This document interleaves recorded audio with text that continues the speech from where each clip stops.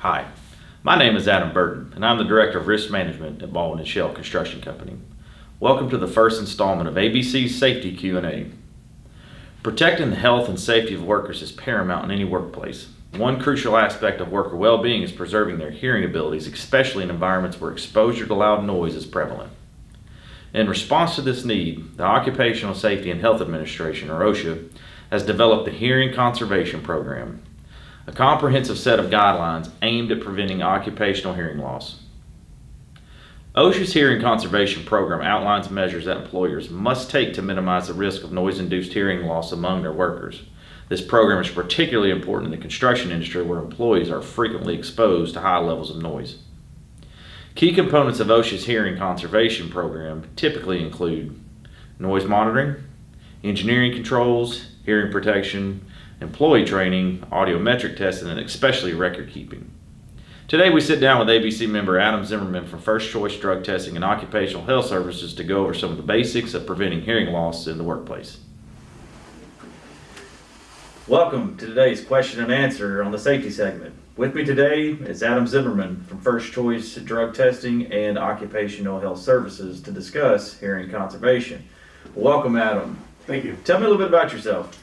So my name is Adam. I work for First Choice Drug Testing, and I have been a certified occupational hearing conservationist for about 5 years now. All right, first question coming at you. What causes hearing loss? Well, some people are more prone to hearing loss based on their genetics, but there's several other factors that are the main cause, such as being exposed to loud noises, old age, and medical conditions. But today we're focusing on noise exposure. Great. So with that, how often do you see patients coming in with occupational hearing loss due to the exposures at their work sites? We see that almost every time we go out and do audiograms. There's always at least a few people that have some sort of hearing loss. Interesting. So, question 2, how can hearing loss actually be prevented? Well, the best way to prevent hearing loss is some sort of hearing protection, and you want to be wearing that when you're exposed to loud noises. And this doesn't just apply when you're at work, you have to wear them at home too. So if you're shooting guns, mowing the lawn, riding a motorcycle, or using power tools, you need to be wearing that hearing protection. All right, perfect. So we really approach noise exposure occupationally with what you're exposed to with chainsaws and saws and big power tools, heavy equipment, and so forth. When you're doing your actual testing and asking these questions, how often do you see more people exposed outside of work with the shotguns and everything that we're talking about? So we talk about it, hey, protect your ears, protect your ears, protect your ears at work, but then when they go home, they're exposed to the exact same things, and even more when you talk about music and shotguns. How can we better approach that from a hearing exposure standpoint? Well, you're exactly right. Most people don't realize that they're probably exposed to noise more often at home than they are at work. So it's just critical to tell your guys that they have got to be doing this, when they're in the duck blind and when they're riding their motorcycle and when they're mowing the lawn every week, because doing that stuff for years and years and years can have a huge impact on your hearing. Which brings us to the last question. What type of hearing protection is best? Well, the short answer is the kind that you're actually going to wear. So if earbuds aren't comfortable to wear, you're not going to wear them.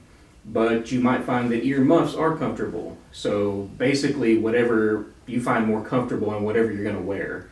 Now there are companies out there that make custom molded earplugs, and those things are very comfortable and they offer a lot of good protection. Plugs are typically better for muffs as far as hearing protection goes, and you can also wear a combination of muffs and plugs to maximize that protection. And when it comes to hearing protection, it's just super, super important when you're on the job and when you're at home. Once you lose your hearing, there's no way to get it back, at least not naturally. You can get hearing aids, but nobody likes those. And you also need to know that hearing loss doesn't just affect you, it affects your family and friends as well. Exactly.